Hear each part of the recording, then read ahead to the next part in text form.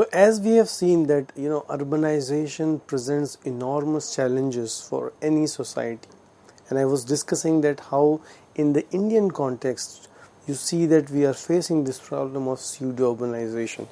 Bigger cities are becoming larger, creating a lot of stress on urban amenities and opportunities for citizens who are living in these urban places.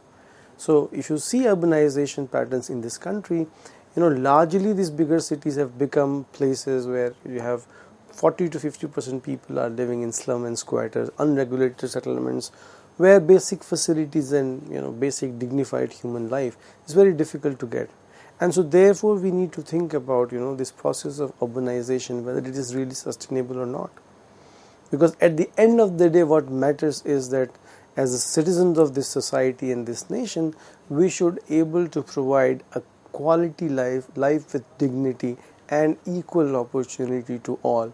But what has happened is that because of the economic conditions, not everybody is able to get opportunities of employment, and whatever opportunities are there, there is a lot of labor surplus in these societies, and hence people are not getting suitable wage rates, and therefore the earnings that they are making is not enough to live a dignified life. So I think there is a need for us to think about how the issues of unorganized laborers and their employability situation, this is one of the pressing issues of the time.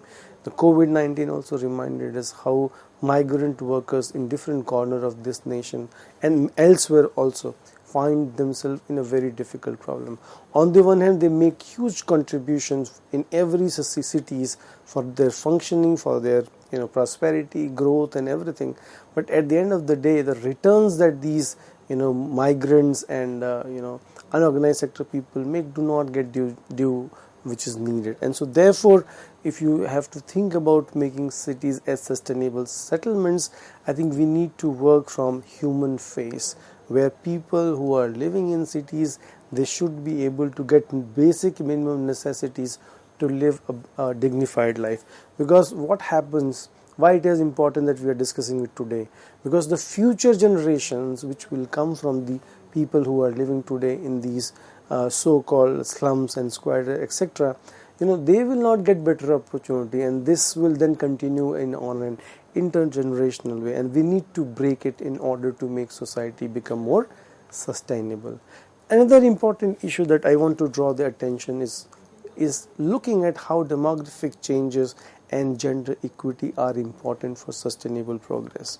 Now, if you look at the SDG 5, it talks about gender equity and clearly shows that most of the sustainable development goals, starting from eradication of poverty, hunger, good health, education, sanitation, energy, reducing inequality, sustainable production and consumption, most of these goals have gender dimensions attached to it. And if you look at any population today, in India and elsewhere, 50% people are men, 50% are women. And so therefore, if we have to think about sustainable progress or development of any society, both men and women have to shoulder equal responsibility. However, what happens in societies where gender inequities are widespread, where opportunities are not ubiquitously available for men and women, then what happens that mostly women lag behind, whether it is seeking education or spending time in schooling or making their own careers. So at the end of the day, if half of the population is working and other half is not getting its due opportunities to participate in all walks of life, then as a society and as a nation, we are not doing enough.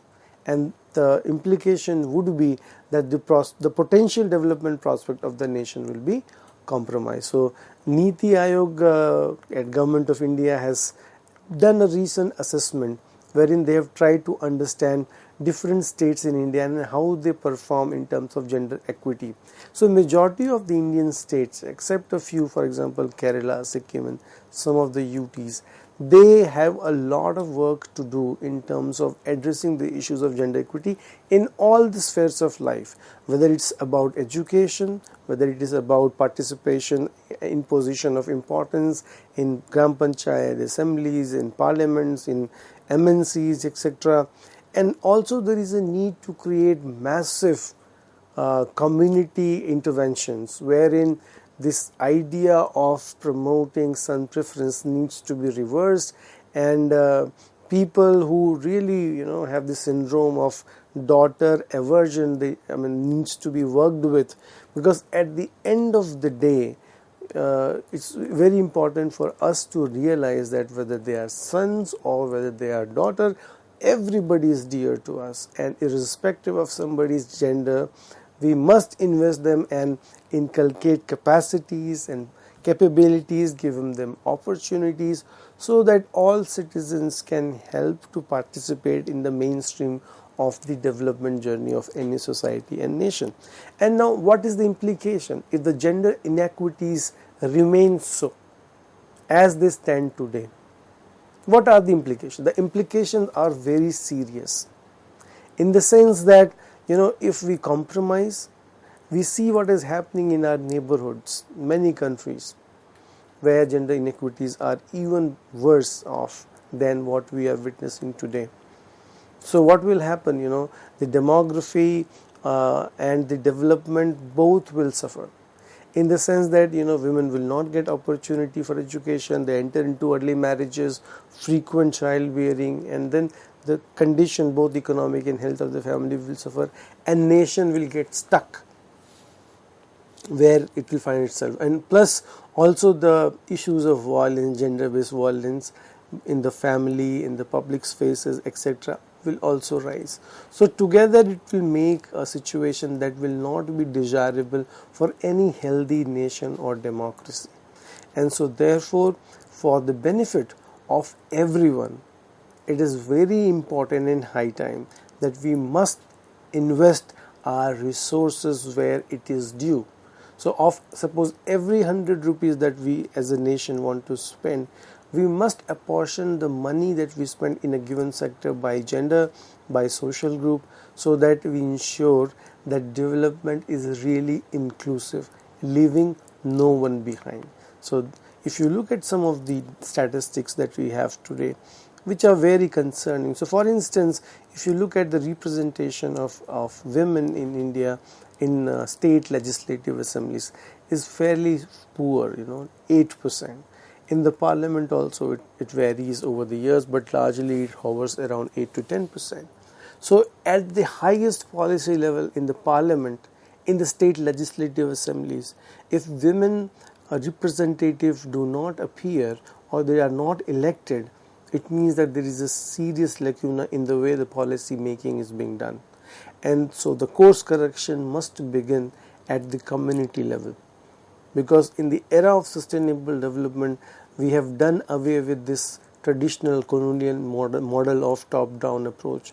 Now the idea is to work in a horizontal approach where the government, the bureaucracy and the policy makers have to work hand in hand with the community. Community participation is the key, as they call it, Jan Bhagidari. So if we have to address the gender issues on the ground level, it is highly important that on the one hand, of course, there is a need to invest more resources in areas that can help to plug the gaps. So for example, investing more into girls' education, skill building, career prospects, making public places safer for women, or to say more normal for women. It should not matter at what point of time people want to go or come in. So like for men, should not also meant for women.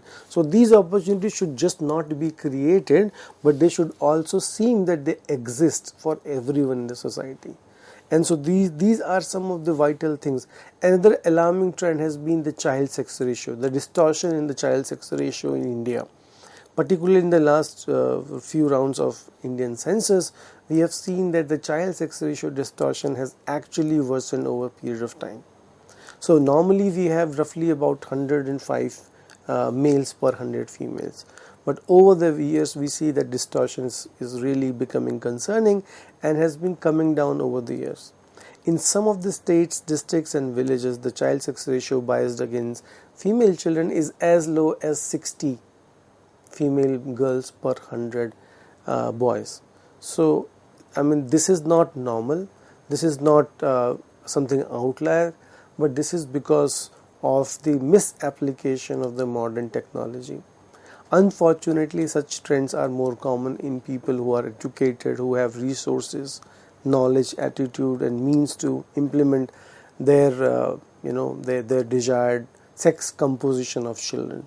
So, unfortunately, even though we have regulation in place, for example, PNDT Act to regulate the, only allow abortion in case where the life of fetus or mother is threatened, but people are misusing this technology and leading to distortion in the child sex ratio. So what is happening, because the long term implication will be, we are seeing in some of the Indian states already, there is going to be problem of, if there is no natural balance in the population, it will have social implication, and that's what we are seeing. So in order to make this course correction, I think it's a high time as a nation that we realize and look at our education system and also our social and cultural system. There is a need for a massive social movement in this nation wherein gender egalitarian values system needs to be strengthened.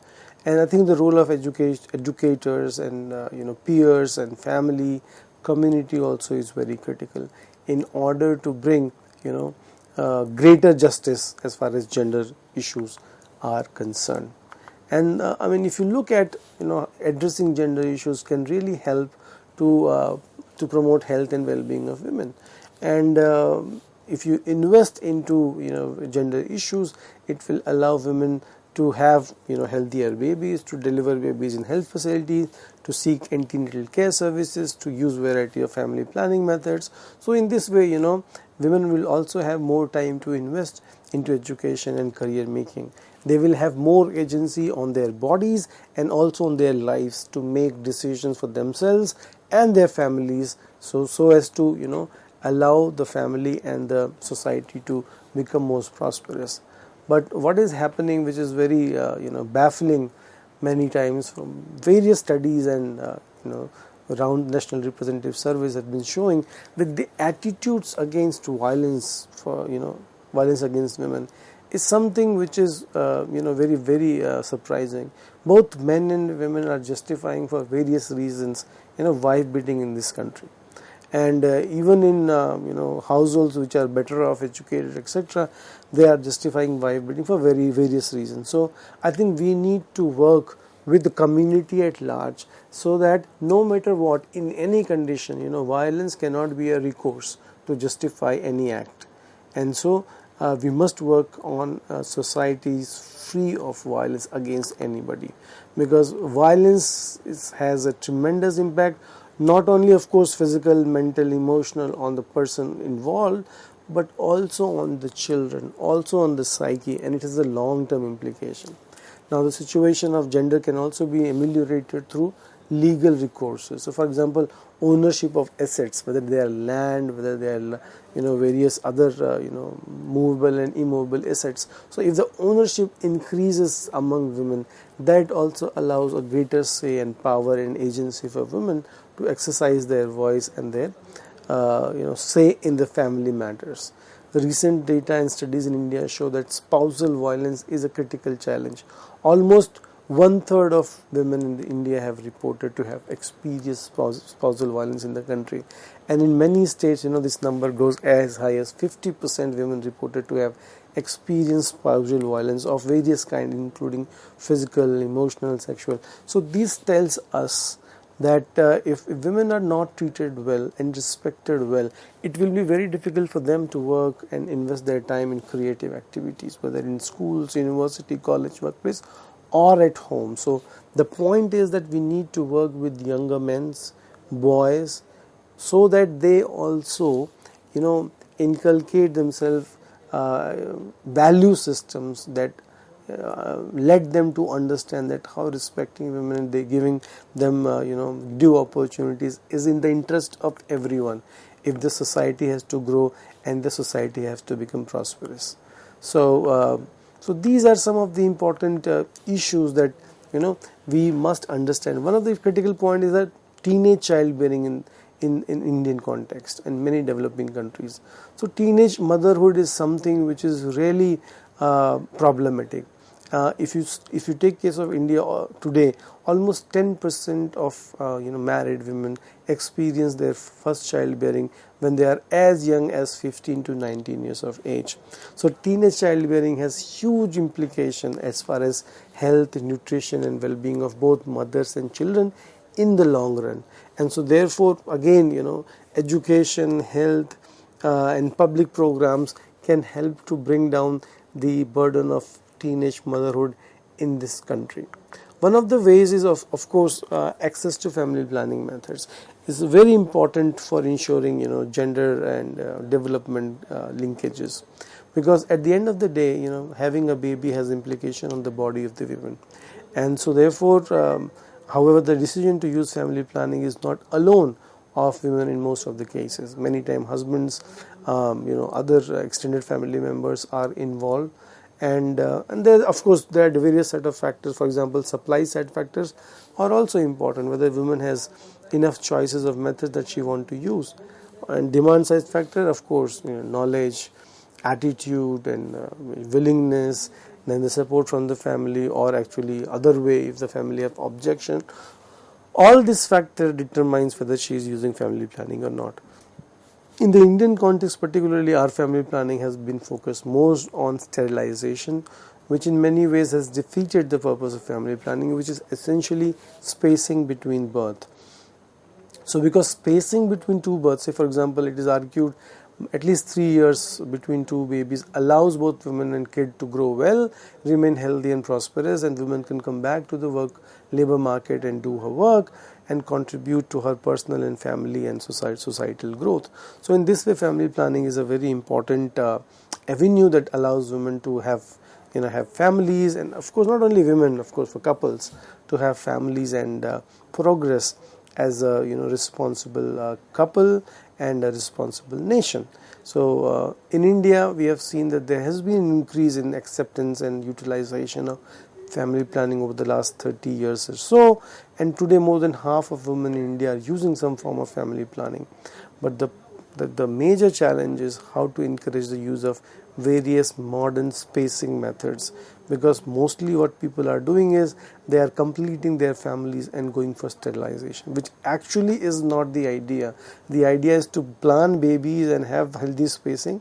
So these are certain issues which are important, and if you look at regional variation between different states, so most of the states in the empowered action group categories, for example Uttar Pradesh, Bihar, Rajasthan, Madhya Pradesh, Jharkhand, Chhattisgarh, etc., have bigger challenges in terms of providing better services of reproductive and child health care, so that women can regulate their families and plan their families and have alternative economic careers also. So this is one of the possibilities that allows women to not only have families but also making contribution to economic growth over the period of time. One of the recent studies has been done that shows us how the extended families is important as far as women's health decisions are concerned, and so it shows that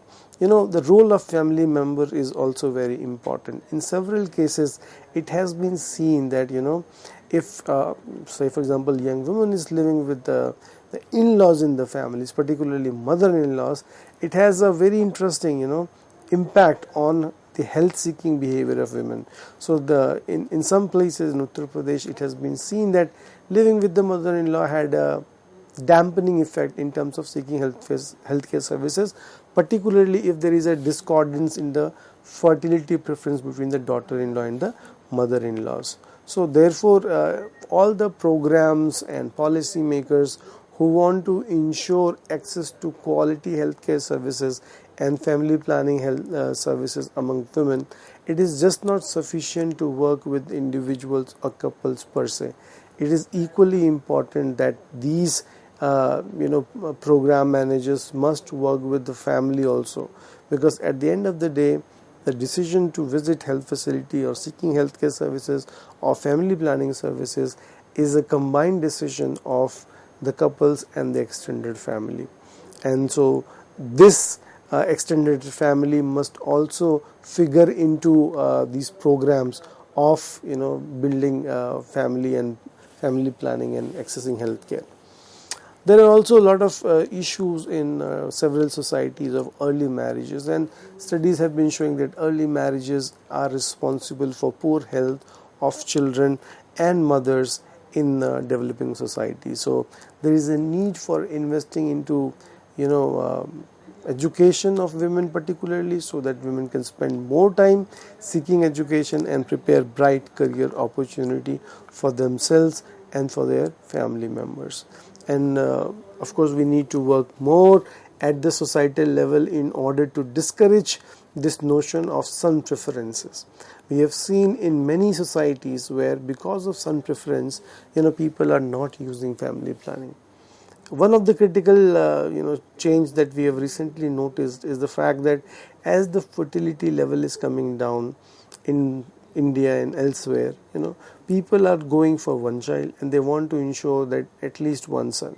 So with misutilization of the modern technologies, what is happening is that now people are determining the sex of the fetus and going for feticide if it is not of the desired sex. So this is something which is very concerning, and so the regulation, the law that we have need to be implemented in a stringent way if we were to ensure that the natural sex ratio may be restored. And investment in nutrition of the population is of course very critical, simply because of the fact that the first 1,000 days of life among infants is very critical for their development, particularly for their cognitive development. So right from the time when the fetus is conceived and after the birth, in the first 1,000 days, the nutrition supplementation of both the infants and mothers are critical, because particularly for the young infants, 80 to 85% of cognitive growth happens in the first 1,000 days. So if for some reason this nutritional supply is obstructed, then this damage will going to be very irreversible. So which means that societies are going to face this deprivation for entire lifetime if they are not able to take care of the children in the first 2 years of their life. And so therefore investing into the nutrition status of population is a key implement. Thank you.